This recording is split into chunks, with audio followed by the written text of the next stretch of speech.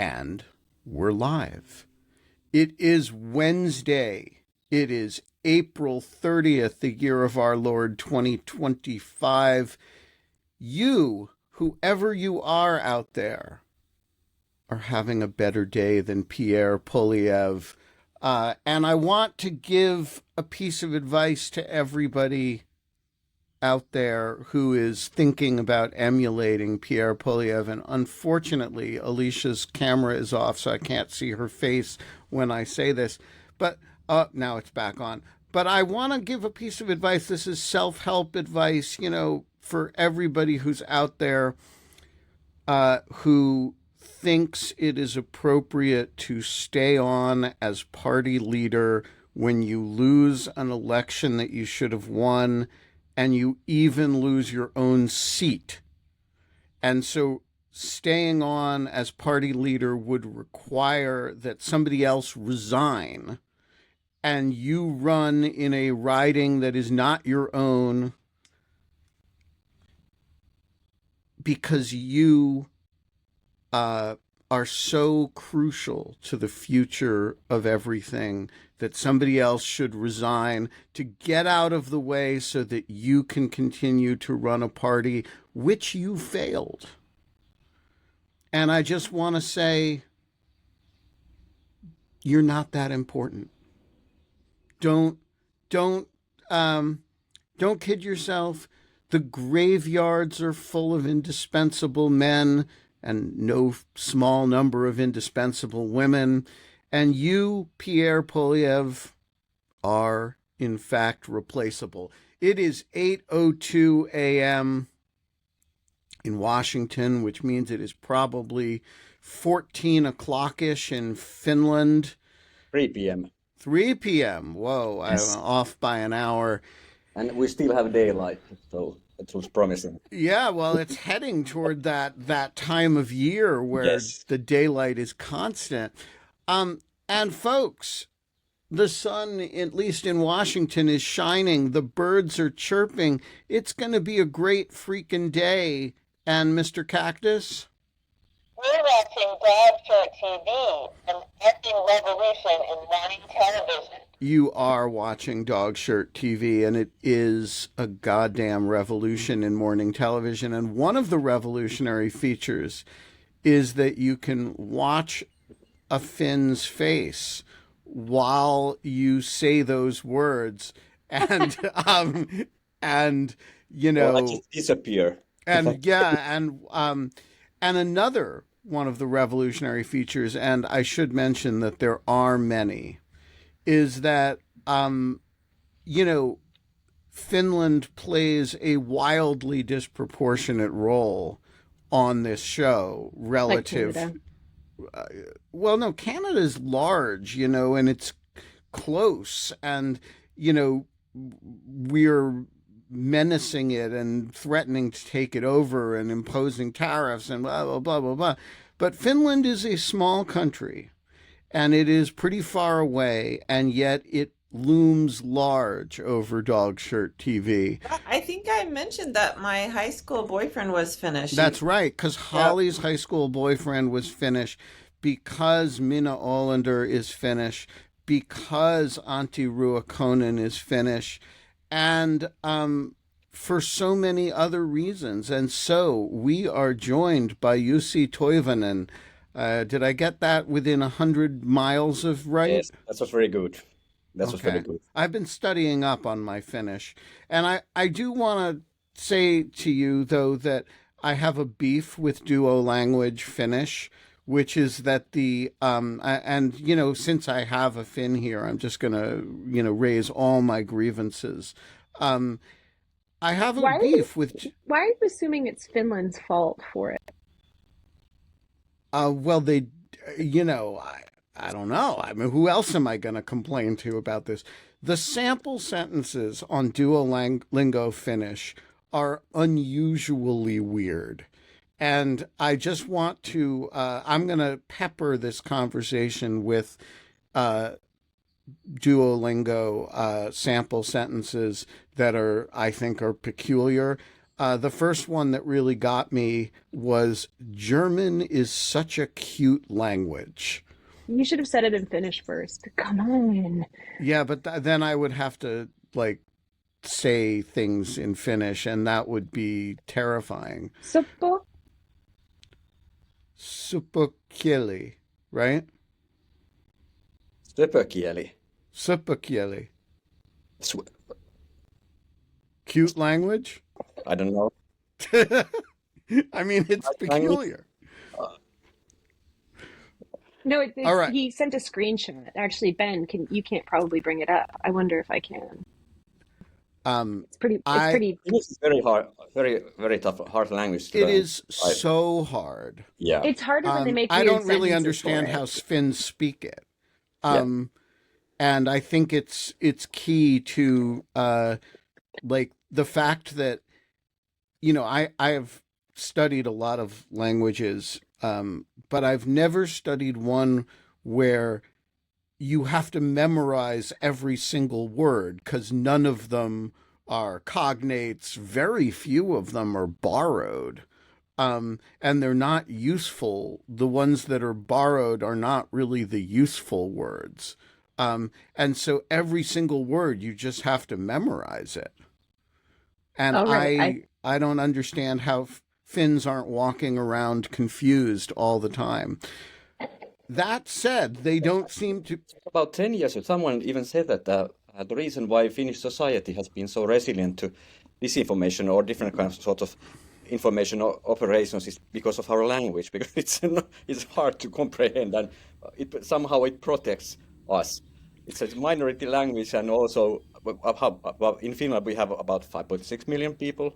I might remember wrong, but 5.6 million people, and then of course there are Finns living abroad, but still we are talking about very few people who are speaking Finnish. So that was, I think, one of the, I don't know, it wasn't a joke, but it was even thought that might be one of the reasons why, because it's for a foreigner, then if you don't get the language, or if you can understand the language, and you don't understand the nuances or finesses of the language, so it's very hard.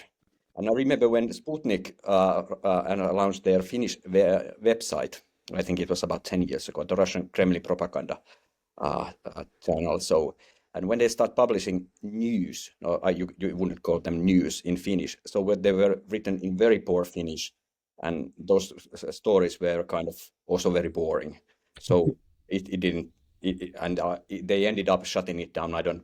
Was the site up and running about half a year or something like that. So, but yeah. Alicia, text it to me and I'll share it. Yeah. Because I can't seem to share it unless it's in the browser. Yeah, I know, but I can. Okay, 1 second. I got them both.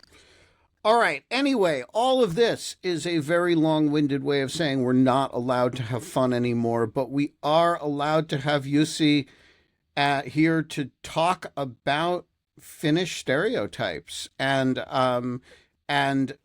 Alicia, why don't you introduce our guest? Okay, I mean, yes, Finnish stereotypes, but like all things Finnish, because Jussi has, I don't know if he saves these things, but he has a very impressive collection of all things Finnish that seem to be shared on the internet, going back to like, I don't know, the 80s and tango culture. And he probably doesn't want to share that video. So I feel like it can be more expansive than stereotypes, and also that stereotypes about Finland, I think, are maskarovka. I think that they're just trying to do that to prevent people from like taking over their country because their country's so cool. So they tell everybody that they're like unwelcoming, unfriendly, stay away from us, we're weird. And I think it's just a total psyops just to keep their country to themselves. So with that caveat of all the things we can talk about, Jussi is a friend from Finland. I'm not going to say where he works because he's not here in official capacity. So that's up to him to tell you more than that. He is a Stratcom. Civil servant, so that's enough. A Finnish civil servant. This is to say that they're actually fun there. So I'm setting a high bar here of expectation. We do not have a Mark Carney here, although he is very funny, it turns out. And that is now our Prime Minister, Jussi, if you haven't been following the Canadian madness. I mean, I just enjoy all the things that he has imparted to me about Finland. So this is why we're here today. Jussi, feel free to say more. There's other things we can share about your passion for photography, traveling around the world, etc. But Yeah, what should I say? I'm a very quiet and silent and introvert Finn, and usually I like to keep distance. 2 meters is too there. If someone is standing 2 meters away from me, it's too narrow. I need to keep my distance, and usually I like to drink in my underwear alone with no intention to go out. That's the one of the jokes or stereotypes. Even our there's a Ministry for word. Foreign Affairs, a kalsarikänni, drunk pants drunk or something like that, I think in English. And usually if you're talking about Finnish stereotypes, or if you start Googling, searching for Finnish memes, so usually there are certain things which keep repeating. And there's also the social distancing, how freaking cold here is in, and how bad, miserable the weather is, how silent we are, how we try to avoid meeting each other or meeting new persons. And if someone is already standing in an elevator, then we just we don't go there. We just wait the next one. So there are certain things which keeps kind of repeating constantly. And I really tried that when just before we started this live discussion. So I used to Google image search and I searched Finnish memes. So there are constantly these things keeps repeating. And then, of course, we make laugh about the fact that we are the happiest nation in the world for, I think, 8 years in a row. I called it the United Nations. So I think the common joke or meme is that it must be a fake news. That no, that because we are so miserable, and am I the only sad one? And that must be fake, or even that who answered that questionnaire. That we would try to find the one person who went ahead and answered that UN's questionnaire. So I think that's kind of thing. But Alicia, you have experienced Finland. So where we I think that this is all made up, honestly. Like, for one, there's so many things about Finnish culture I just agree with. Like, I don't want to get into an elevator with a stranger. I would like all strangers, all people to stay 2 meters away from me. Vilma, she told me something about how, I think it was her, who told me, like, you're walking down the street in Finland and you see somebody you know, you nod to them and that's it. You don't stop and talk. It would be inappropriate to do that. And I'm like, I can live with this. This is amazing. That would make so many things so much easier. So I don't know. I don't know if it's weird. I don't think that you're antisocial. Also, I'd add that strangers in Finland, in Helsinki anyway, were really quick to strike up conversation. All you had to do was ask them like a single question or say you were Canadian and not American. Yeah. Yeah, Right. these are all the stereotypes are the things that my Finnish boyfriend told me so that I wouldn't move to Finland. He told It's a me psyops. he told me I wouldn't fit in there, and I think he was probably right about that. Yeah. All right. So, So but here is the first Duolingo screenshot. And I would just like to point out that there are many things that have been said about the German language through history.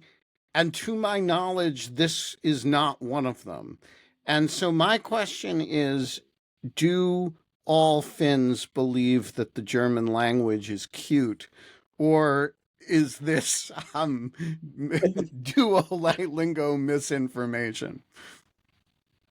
I think that I'm the wrong person to answer because I have studied 2 years in Germany, so I'm pretty much accustomed to German language and bureaucracy. Do you find it cute? Let's put it this way: that I wouldn't use the term cute. Would you use the term super? No. No. Okay, just checking. Because I don't sometimes these things get lost in translation, and there are implications of the word super that we wouldn't. If we say that someone is cute, for example. Right, but you wouldn't say that the German language is cute. You wouldn't say any language is super. It would be. No. Okay. I think the right translation is cute. And if you're talking about person, then you can say that he or she is cute or that kind of thing. Or one puppy is pettish and a dog is cute. But for a language, I think that's Okay. We would say that So the I'll term bring some more. language is I'll bring okay. some more Duolingo head scratchers in as we talk randomly. Um, They talk a lot about wizards. they Elbow, do. elbow.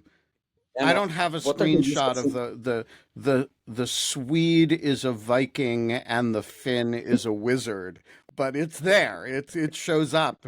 And I don't know how to say excuse me, can you tell me where the bathroom is in Finnish? But I sure know how to say that the Finn is a wizard. And the word velho I think is going to be very useful to me because Duolingo it was early in the Italian Duolingo teaches you to order food right away. I mean, it's the first thing. And the Finnish Duolingo teaches you that about wizards.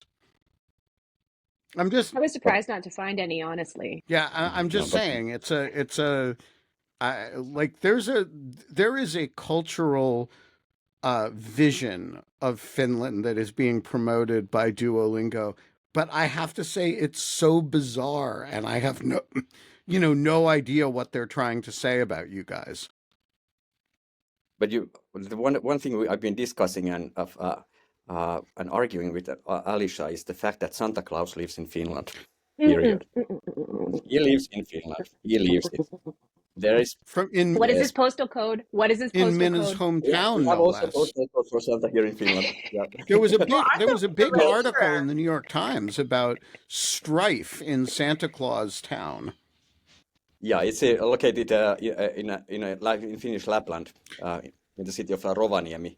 So there are a lot of international tourists pouring nowadays in to Rovaniemi, and there is kind of a Santa Claus village where you can meet Santa and meet his buddies, No, reindeers. his postal code's in Canada. So I have No, so Well, I have the a question. reindeer are definitely in Finland, I have to say, If Alicia. Donald So Trump or any of your minions is listening to this, we have now strife between Canada and Finland, and this is our time to get in there and exploit it. yeah, And okay, I have a serious question. HO. I have a serious question. So Finnish is close to Estonian, yes, and close to no other existing language. Hungarian. I mean, it's distantly related to Hungarian, but Yeah. how and yet Finns speak more. I mean, it is one of the most consistently multilingual countries I've ever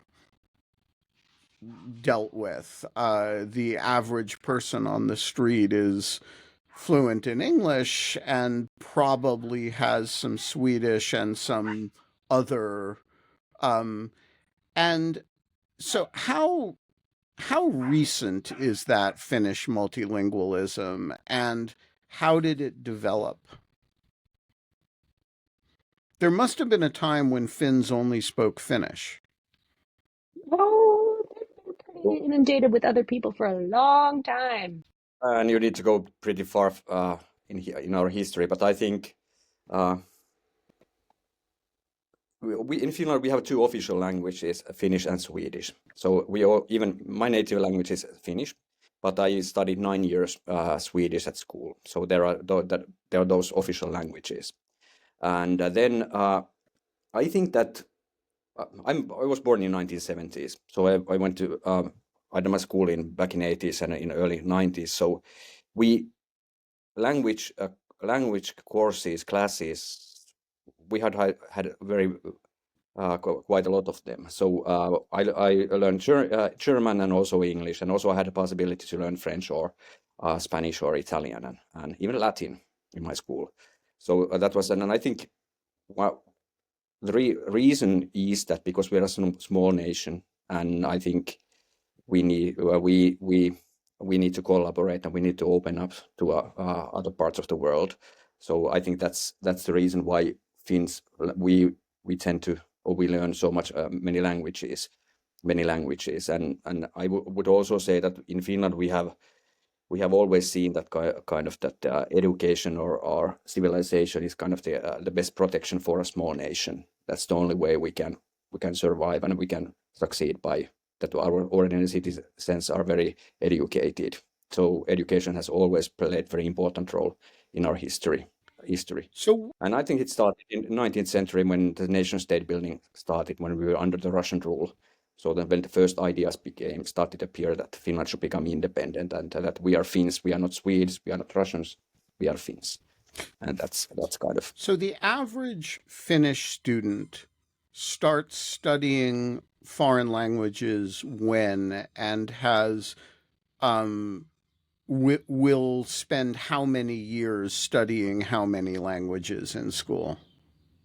No, if I, for example, look at my daughter, so she started learning English when she was a third grader, and now she has Swedish and English courses. So and then of course now when she's going to high school, then of course then she has multiple choices she could choose. So it starts very early, those are the first language classes. So she had her A language is English, so. And the second is B language is Swedish. Okay, so here's another important sentence that Duolingo has insisted that I learn in Finland, which says, "I am crying and the onion is laughing." And I like this one because it's metaphorically important in some sense. But again, not the thing I would like find most useful if I were walking around Helsinki.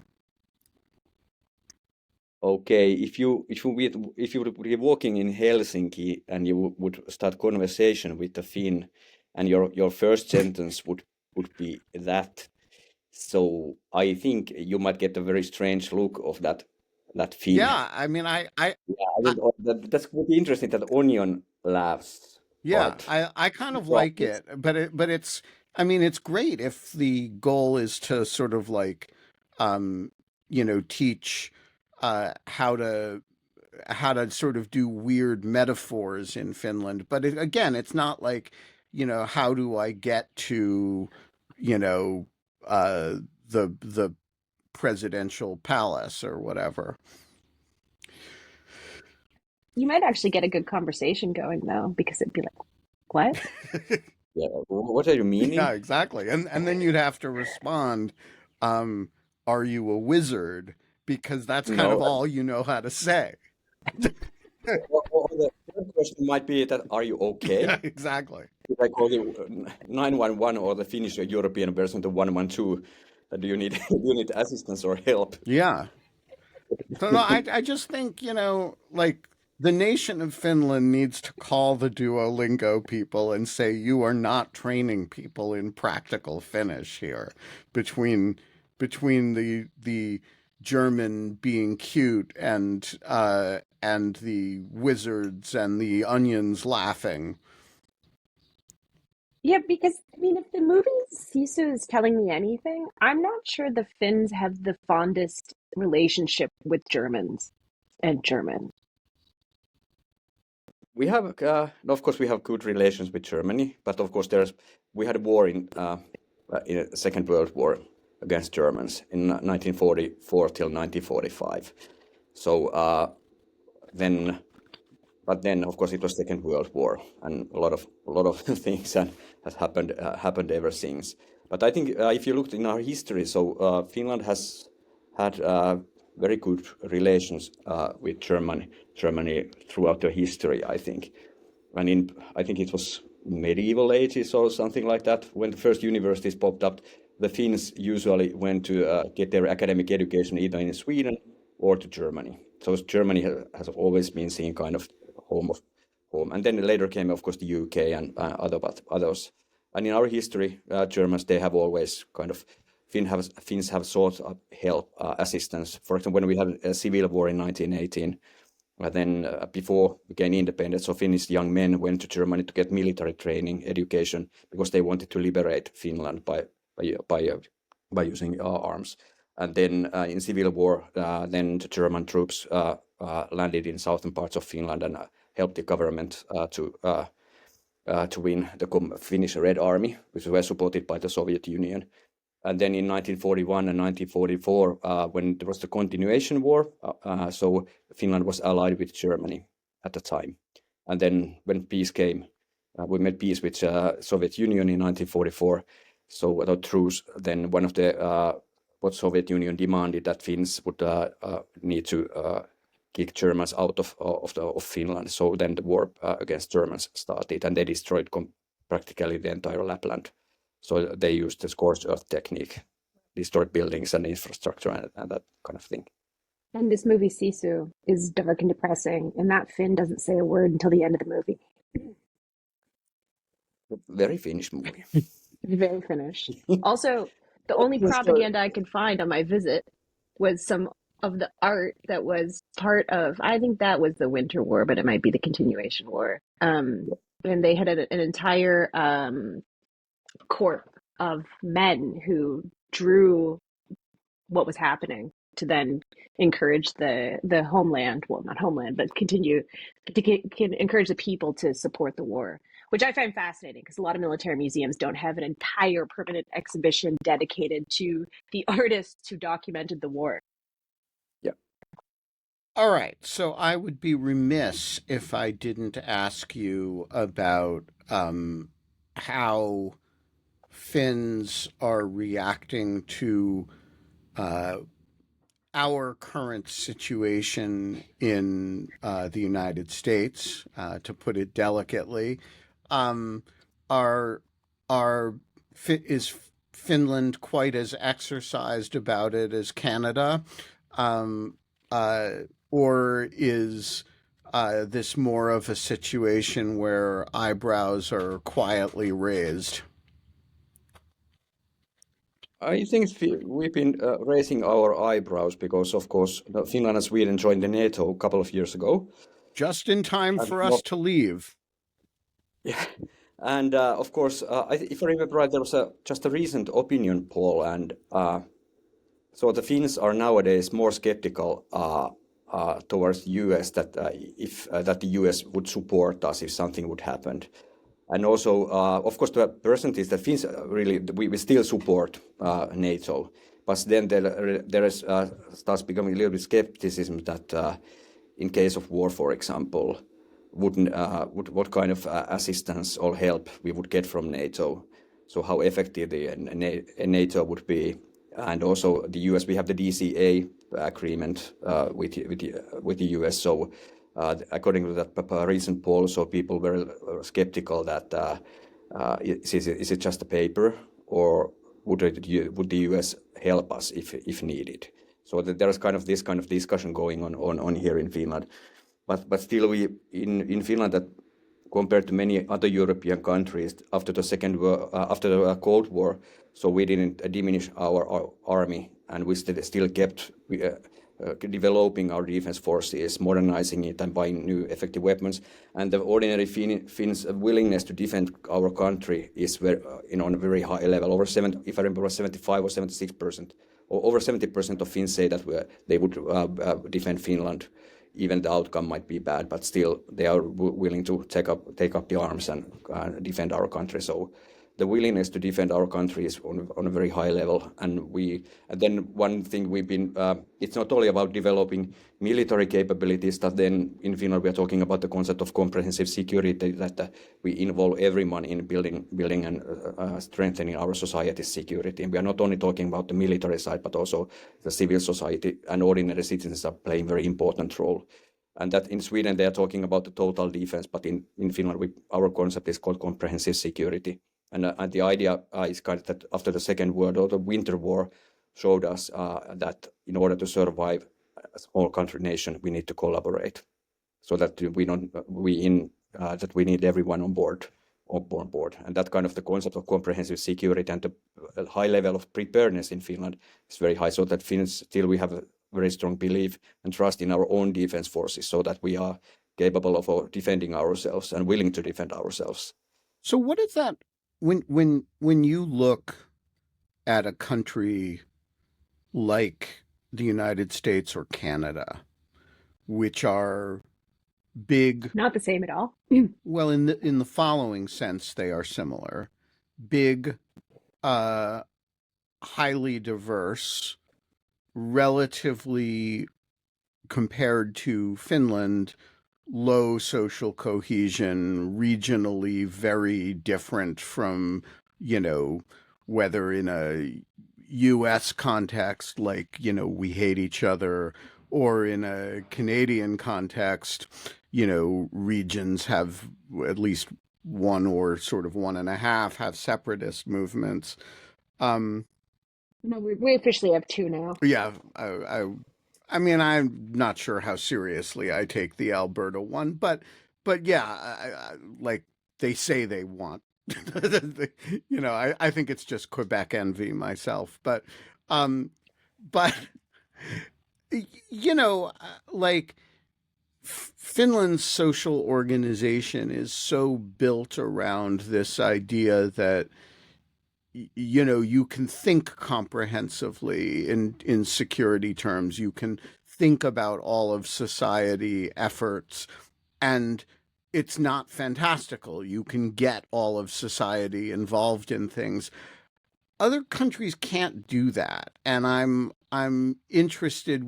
And yet people routinely kind of cite Finland as a model for all kinds of things that I don't really know how you would replicate anywhere else. And I'm curious about your thoughts on that. I definitely agree with you that there is no one size fits for all solution. So countries are different. So you cannot just take the Finnish model and import it to some other country and say, okay, just follow this. So countries are here different, society is different, countries' histories are different. The way the government is, for example, organized itself is different. So I think we can learn from other countries, but still, for us Finns, the concept of comprehensive security and I think our biggest asset so far against disinformation and other kinds of information manipulation has been very basic structures and nature of our society. We just have 5.6 million people. Hopefully I remember that right, or 5.8 or something. I will get a call tomorrow that what you are talking about. But still, we are a very small nation, and our society is not so polarized as, for example, compared to the US. And if you look at according to different surveys, so the Finns, we really trust our society and government and democracy. Even if you look at the Reuters Institute, the Finns trust the traditional news media, journalistic news media, the most in the world. And I remember when the COVID-19 pandemic started and the government conducted a survey and they asked citizens that where do you want to get information relating to COVID-19, or where do you get your information? And of course, I was expecting that the number one or number two or three would be social media, but that was on the bottom of the list. So the first three where people were getting their information when they wanted to get information was television, then newspapers with their online versions, and radio. And then came friends and government websites, etc. But social media influencers, they were bottom of the list. So I think that's also kind of very unique. That, and of course, when working in the government communications, so when you think that we didn't have to worry about that, so that people would follow social media rumors. Instead, that there was a crisis situation, so people sought their information from journalistic media, and that was very, very good thing for us. There's a lot about Finland that is different in terms of information ecosystems that I think stands out. Of the many things, there's this place that if you visit, you see in Helsinki, he will try to get you to meet him at this particular spot. He will recommend that you go to this place, and you're not quite sure why, because normally when somebody tells you to go hit up a library, it's not high on the list of tourist places in a city. And if you kind of don't do it, he will suggest coffee and it will be here. And I say go because this place is amazing. Jussi, tell us about Oodi, please. Yeah, that's the new central library, Oodi. And of course, I like architecture, and it's magnificent building. It's great architecture, but I think the biggest thing that it was opening in, I think it was 2018, and it's very centrally located in Helsinki, and it's kind of reinvention of library. And when I met Alicia there, so. Uh, I asked her that, do you see any books here? So I think the first and the second floor were more about other types of activities than reading the books. So there were 3D printers and sewing machines that you could book, or there were even gaming studios, or you could if you have a band, you could go there and have a band rehearsal there. And then the third floor, which was the kind of book called Book Heaven, that was kind of the real library. And it was more kind of a social place where people are encouraged to come and spend their time and meet each other. And I was once, several years ago, interviewed by the BBC, and the journalist wanted to have the interview at Oodi. So then we were discussing about why Finnish society's response to disinformation and misinformation and that kind of stuff, and resilience was kind of one of the key themes. And when we were on the third floor, and in front of the library there's a square called Citizen Square. And all the buildings which are all the square is surrounded by very important buildings. And I said to the journalist that if you look around, and this is all what that resilient society needs. There is the parliament, which represents democracy. There is the National Museum, which represents our history. There is the Music Center, which represents culture. Museum of Contemporary Art, which represents culture. Then there are several new media houses, news outlets located over there. And then there is the social place, the Citizen Square. People are meeting with friends and socializing and keeping distance when you're in Finland. And very near of that place, there is, of course, the Helsinki District Court, so the rule of law. So there is all the important elements. There are the media, independent, multifaceted media. There are the democracy. There are rule of law. There are culture. There are history, and there are social place where people can gather and enjoy their time and meet their fellow citizens. So I said that's pretty much the kind of a resilient society needs. And libraries, they are still going strong in Finland, so that even though online era, so yeah. I mean, you guys have mobile libraries that are taking books still up to remote areas, but I think what's so striking about this center is that it is still a library. I mean, you wouldn't know it walking in, Yes. but instead of just building a stuffy library full of books, which is what everybody thinks, there's this adaptation that is creating a space that makes reliable information accessible to people, but also in a place where they're going to want to come and there's things they can do. I mean, there's like, you can book a room to do music, there's instruments you can take out. It just is so multifaceted that I think that it was striking. Yeah, there's in fact one picture I would like to show you. Can I show you the screen? There's a share button down at the bottom, but for me, it's got to be in the browser. But if you text me the picture, I can share it, whether it's in the browser or not. No, it's let's see. Because we also have to get to Eurovision, because that's incredibly important, and obviously, and also there's so many other things like Finnish trolling throughout time. And I have a quote that I have to give Jussi that I've been holding back from him for days. Okay, can you see the picture? Let's see. We see your screen, but it's not. It's okay here. This is one of I took this picture several years ago. So Helsinki City Library. All I'm saying is please keep this tab open. Yeah, I'm seeing the same. Okay.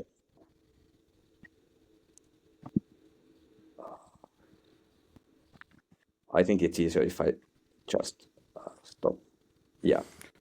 So the city of Helsinki, the city library had a marketing campaign, and one of their ads said that truth, find it on your nearest library, and I think that was quite good ad what they wanted, and also the message they wanted to send, and still libraries are going strong in Finland. But question, are libraries going strong because of the non-written materials there, the instruments, the 3D printers, or are people reading?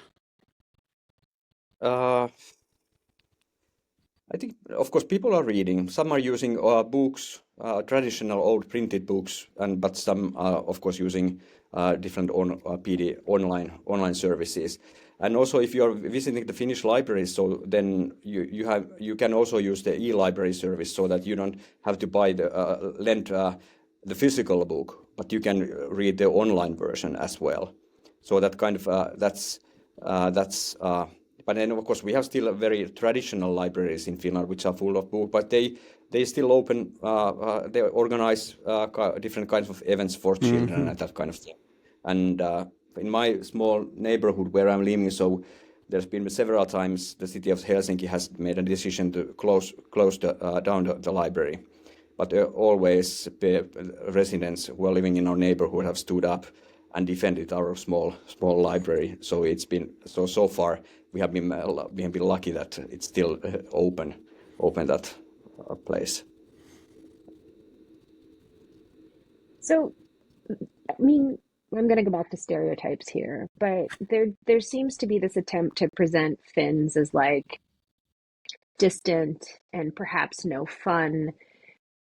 However, you're incredibly self-effacing as a people, and there's this aspect of you guys that is just, to me, hilarious in the trolling. And the two instances that come to mind that I'm going to bug you about is the concept of a Molotov cocktail and why it's called that. And then the second thing is all the things you've done to Sweden. If it was like bringing up Vasa or the recent Eurovision moments, please. Molotov cocktails. Yes, Finnish invention.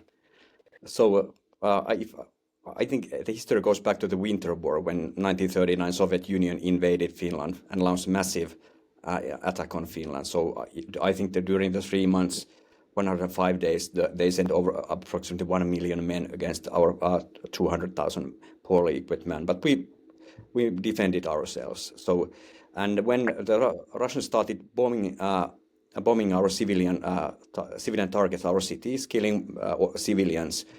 And of course, in the propaganda, they say that they are sending food baskets to Finns, but they were, of course, dropping bombs over in our cities. So then, of course, if a visitor comes and he or she brings you a food basket or basket full of sweets, then of course you need a drink. And our response was Molotov cocktail.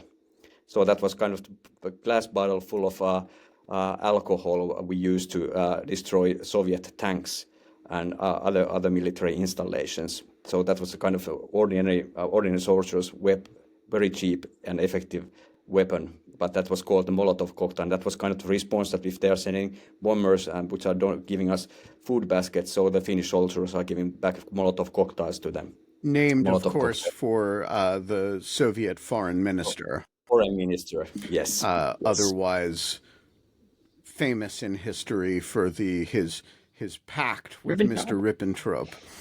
Yes.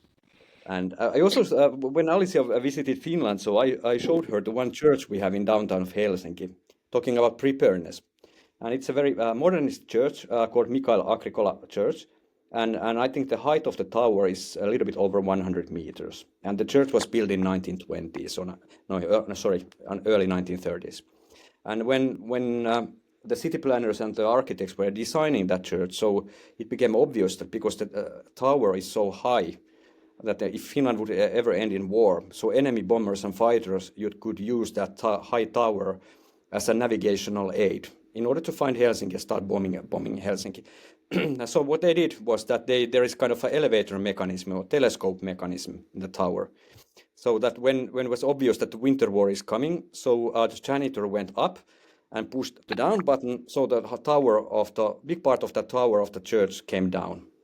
So and when the war was over, I think it was already in 1950s when it was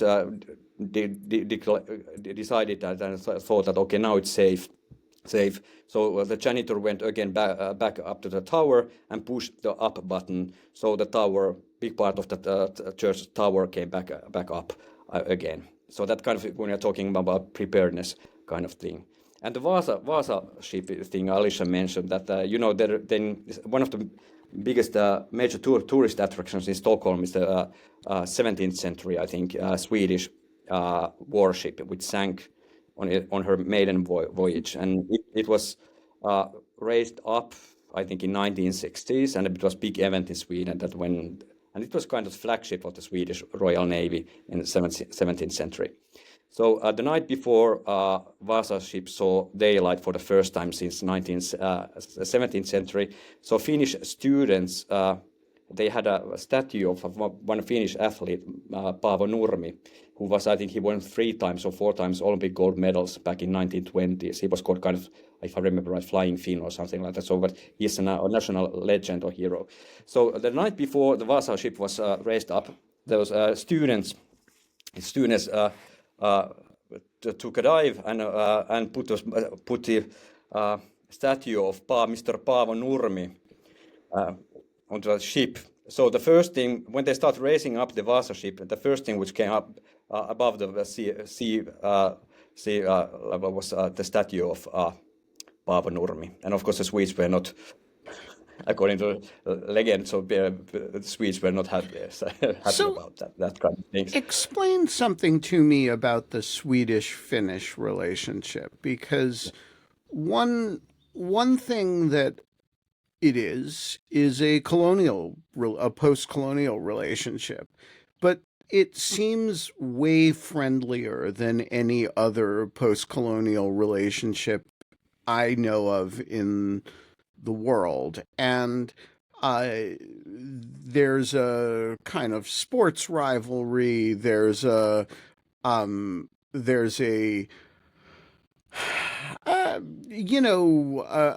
of, but it seems very friendly in a way that I can't think of another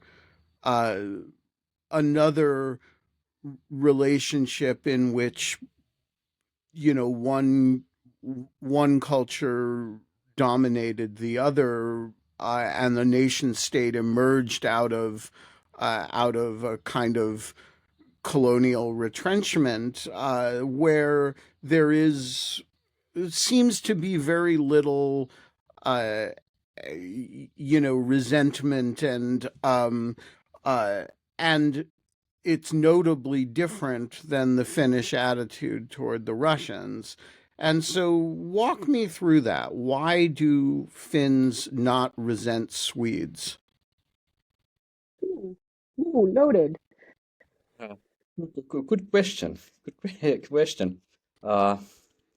Yeah, Finland was hundreds of years part of Sweden. I think 700 or 800 years, and then it was 1809 when then Finland became part of Russia. So there were several wars during the centuries between Sweden, Finland, and Russia. So the border has always moved back and forth.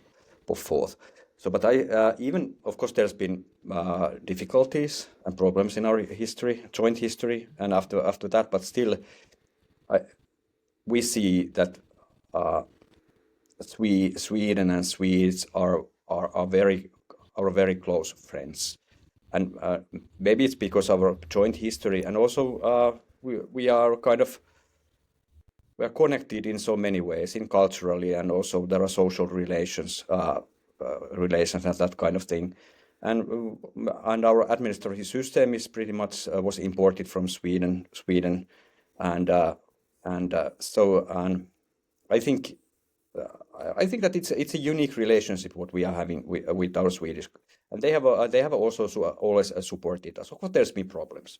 There's been problems and sometimes some bad mood here and there, but still if you look the whole long history, so the relationship is very close.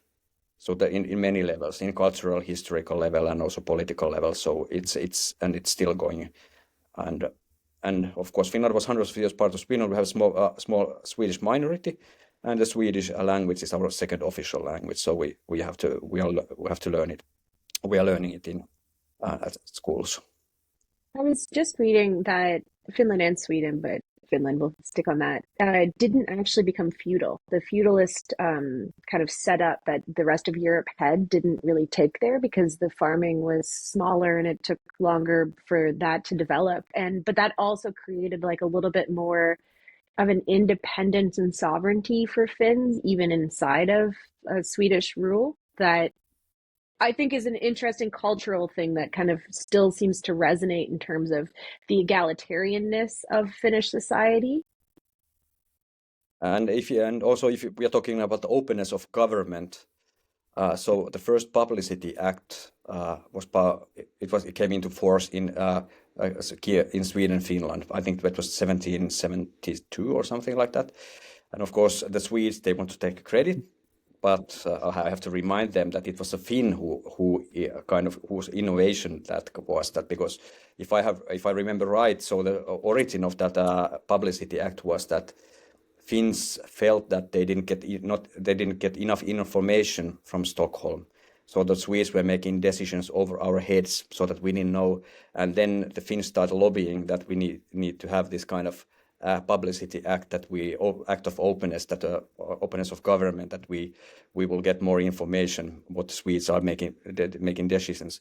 And what is interesting is also that during the recent years, of course, the Kremlin has been ramping up this narrative that how Russia created Finland, so that when Finland was part of hundreds of years of King of Sweden, so Finland was just a backyard, so nothing more. But then 1809, when Finland became part of the Empire of Russia, so Russia in fact gave us our autonomy. We gained Grand Duchy of Finland. We got our currency. We had a lot of liberties here in Finland, according to Russians compared to Swedes. And we've been ungrateful ever since. So we had fought several wars against them, and we should be instead, if being anti-Russians, we should be grateful and thank them that they in fact created Finland. You didn't say thank you, and you didn't wear a suit. Yeah. No, we didn't wear a suit. No, we didn't wear a suit. But still. Interesting. The first mention of Finns, I'm going to give this to you now. First of all, the first mention isn't as fun as the second mention, but they've been mentioned since the 5th century as a people. But the quote that has stuck in my head was from Tacitus from 98 AD, where his observations on the peoples and cultures around the Baltic include the Finns, Fenni, they're called, living in impoverished contentment beyond the northern sea, forgotten by both gods and man. I'm so proud. That's excellent. It's somehow it's very, it goes way back. The contentment thing. It's very back. Yeah, and we also, there's one this stereotype, and we Finns always say that no one. It's always nice when, for example, New York Times or some other distinguished newspaper makes a news story about Finland, that someone even mentions Finland, so that we should always celebrate that when someone even remembers that there is a country called Finland somewhere behind the north. Because there is a conspiracy theory that Japan made Finland up to have fishing rights. Yes, that Finland doesn't exist. Well, yeah, that's one of. I have, as Alicia has, been to Helsinki, and I can attest that Finland exists and that there is a giant Russian embassy compound right in the middle of downtown, which, offers lots of opportunities for projection of Ukrainian flags. And so, yes, if only, so I have a Finnish-Russian relations question. This post-colonial relationship is much less friendly, and you guys are ungrateful and for Russian favors over the years. you also are unique in the NATO ecosystem for having a very long border with Russia. How and it's obviously a time when people are thinking about what a Russian provocation against NATO would look like, and Finland is one possible answer to that question. And I'm curious what the level of concern right now is about Russian intentions, particularly in the event of a ceasefire in Ukraine, improbable though that is, that would free up a lot of resources. I think if I've been following the public discussion, so I think according to experts and our politicians, so that if uh, after peace in Ukraine, so Finland is not the first target. If Russia would like to do or try something, so Finland wouldn't be their first. And because why? We are prepared. We have, as I said, we after the Cold War, so we, instead of diminishing our defense forces or stopping developing it, instead we still continued, and we are buying state-of-the-art weapons, and we have one of the if you look, we have I think 900,000 trained men and women in our reserve, so a very big motivated reserve army, people who are willing to defend our country. And so I think that's pretty, that's one of the reasons. And when the war started in Ukraine, or of course it started back in 2014, but then the massive full-scale invasion in 22.